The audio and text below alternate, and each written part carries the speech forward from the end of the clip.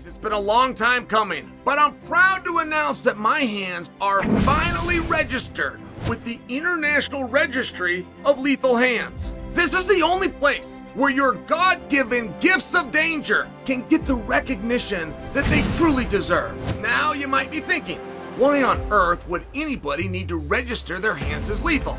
Let me break it down for you.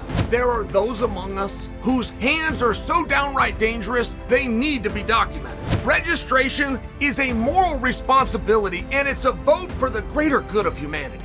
The sole mission of the International Registry for Lethal Hands is to catalog the most formidable hands on the planet. So if you know someone, and you even suspect they possess lethal hands, do not hesitate. Register them immediately. And if you've ever looked at your own hands and thought, damn, these dogs are dangerous, don't settle. Go register. Head over to registeryourhands.com, fill out a simple form, and you're official. Remember, use the promo code Chael to save 20%, or just click on the link below. Jake Paul, Mike Tyson. I mean, guys, here we are. Here we are. What do you think? Let me give you a quick story. UFC, end of the year, I think it was called 296. But it was December 16th. I remember that date because Colby Covington was fighting for a world championship. In case you wonder why I know that date off the top of my head. But that night, the feature match was bringing everybody in, aside from the main event, was Tony Ferguson. And he was taking on Paddy the Baddy. And, I mean, that was a feature match. That was the one. Aside from the main event, that was the one. So many questions around it. So much press and media pressure that Paddy was under. And everybody was forgetting that Paddy had been out for a year with a bad knee. Like, this is not going to be the best version of Paddy. Like, that was forgotten. Paddy must win and he must dominate. Or else we're done with Paddy. I mean, like, this story started getting told. And anytime there's pressure on one guy, everybody thinks you have to have a bounce for promotion. No, you don't have. You got to go the other way. Right? You got to also have a fall. You got to have high stakes. And you got Tony Ferguson, right, who always works. Champ stuff only. I mean, Tony Ferguson is always going to make it work, but you introduced Dave Goggins. It's just made for a really interesting piece of the story. And I only share this for you. Everything I just said, you go, yeah, Chael, I know. Well, but the reason I say that is if you back up to when that fight was announced, you all hated it. Not you were not interested. If it was you weren't interested, I'd have said that. No, you hated it. You don't want the fight to be made. You were mad at Dana. Just so you remember. You were mad at Paddy for accepting it. You were mad that Tony was doing it all and thought that he could beat him and didn't realize retirement was the only way. I mean, I'm just sharing this with you. And that stayed for about 2 weeks. That's a long time. Then we start getting little information on the fight. And we start to see it's a feature match. It's 3 from the top. You got Paddy the Baddy on pay-per-view. You got Tony Ferg on pay-per-view. And you put him in a feature match. So we sat on that for about a week. But because of that placement, it forced us to stare at that a little longer. Forced us to talk about it a little bit more. And not only did we accept it, and not only were we glad for the placement that it had, it became our most anticipated match. Now, that's very rare what I just said to you. That is what would go under the category of luck, right? It would go into that category. Whew, got lucky that all worked out. But nobody would disagree with the way I just laid that story out, and I'm only sharing with you Jake Paul versus Mike Tyson. This was announced less than a week ago. Well, no, we're at Friday. It was announced 1 week ago. It was on Patrick Bet-David's program. They broke into the program with that piece of news. That was last Friday. So in 1 week, this story has changed. In 1 week, this went to Jake Paul falling back to his old habits of wanting to beat up a geriatric and get credit for it. And we let him know if you beat up said geriatric, not only do you not get credit, we're going to be mad at you because we all like Mike Tyson. You've got a double lose situation. You lose, we all at and tease you and tell you you're terrible. You win, we hate you because we like him. Okay, this was the story. Jake had to deal with it. Mike can't be in there. You start hearing these stories. that Mike has been seen with a walker. Started hearing about it. The marijuana that Mike uses is largely medicinal, not just for his mindset. Like he tells you, his body hurts, it aches. And then we get released the training. This is all in a week, by the way. We get released the training footage, and Mike go, man, he doesn't look that bad. And then we find out that was filmed 3 years ago, right? The training footage that we saw, we go, he doesn't look that bad. We didn't say he looked great. We didn't say he doesn't look that bad. We find out was from the Roy Jones preparation a number of years ago. All right. Well, somewhere Logan Paul weighed in on this. I'm just giving you guys an update from the last week. Somewhere Logan Paul weighed in on this.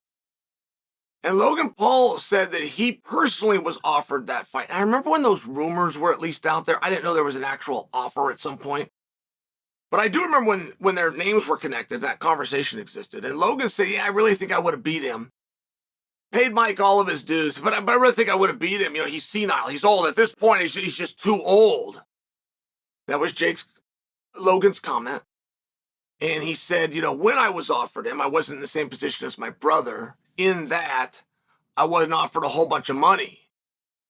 So I guess things are different now. I wasn't put in the same position. When I said no to her, I wasn't in the same position as my brother. I believe that was his attempt to defend his brother. I believe. But it didn't come out that way. It really didn't. And then Jake had to weigh in on Logan, and Jake also stayed nice and brotherly. But he said, my brother's opinion appears to be swayed only by public opinion. And it was a very interesting comment. And there was almost a pain from little brother, right? It came through as a bit of an anger. But when little brother is angry at big brother, that means pain, right? It's not the same the other way around. Big brother can be angry. Little brother didn't get to be angry. So if he is angry, that means something hurt him. I'm only sharing that with you because we've only been 7 days, and what a different place we're in. All of a sudden, Jake, who has a goal, is willing to work hard, is going to go in there, step into the fire, and fight Mike Tyson. Because the truth is, no matter what you think, whether you're the side of Chuck Liddell, if he hits him one time, he knocks him out, or you're the side of Logan Paul, which is he's too old and he's senile. Whatever you think, the one thing you know is that you're not sure. The one thing that you know, if you were in that spot of Jake Paul, don't bring up the money, the promote. Don't do that. Don't do that. You're going to step into the ring with Mike Tyson. The one thing you don't know for sure, has he slowed? Is he senile? Was those Walker stories true? Is that marijuana medicinal? Or if he hits me one time, am I going down? Like right, you don't actually know.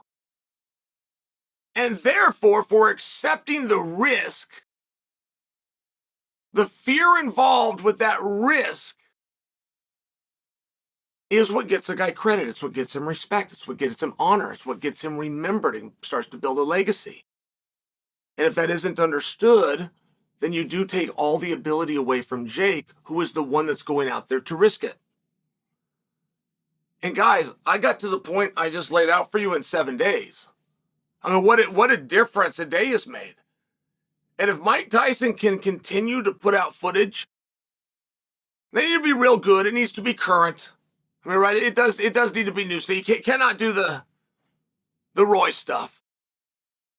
When they put out the Roy footage, they put out footage recently that was done for the Roy fight, but it was new footage, so they thought we want to know. He in the same clothes. I mean, just so you know, like, it's not the world's best folks over there editing Mike's stuff. But if he can continue to put out new stuff and he can continue to look good, if he can continue to get people to buy in and find out about his seriousness, I'll tell you, I saw Mike 1 week before this announcement in person. He was out at the PFL. I interviewed him. Sean and I interviewed him. I did tell Sean when Mike left, hey, he looks small. Now, in that context, what I meant was he looked fit. He looks small, meaning he looks like he's lost some weight. He's gotten fit. And Sean even made a comment back to me. He said, well, The story is he's training Francis. I thought that was a story, but now I'm starting to think that he must be in the gym and moving around Francis because Sean agreed with me also that he did look good. But that's part of the story. Like, has Mike known about this? Are we at training camp right now from ground zero, or has there been a little foundation? These things are interesting. I don't suggest for they change the outcome. Like, whoever's going to win that fight, they could do it today. Whoever would win it right now today, you can do it a month from now. That same person will win. You can do it a month after that. That same person will win. They might just both look a little better when it actually happens. The same person, you'll get the same outcome right now with no training as you get 3 months from now. I understand all of those things. But I'm not talking about outcome. I'm talking about anticipation. And anticipation is the only thing that drives this business. There is nothing. There is no other word. You do not keep the lights on. You do not have anything sustainable. You don't have anything repeatable. You do not have a business where your profits exceed your expenditures unless you have anticipation. And 1 week ago when we all laughed, I denied the headline. I'm staring right at it. I denied the headline. I says, well, it says he signed for Mike Tyson. A different headline says, well, Jake Paul to face Mike Tyson. It never said box and it never said fight. And I clung to that. Hey, you're all the marks. I'm the smart guy in the room. I'm letting you know they're about to do a swerve. They're about to announce there's going to be a square dance. They're just getting everybody's attention. There's a big twist coming here. It doesn't say fight. It doesn't say box. And I shared these things, right? That was a week ago. But we're having a different conversation now. And only slightly. I'm not saying this has turned into a hit, but I am saying that's a big difference from a week ago. Can we agree on that? All right, great. Hold that thought. Let's all circle back. We'll check in and do this again in 1 week.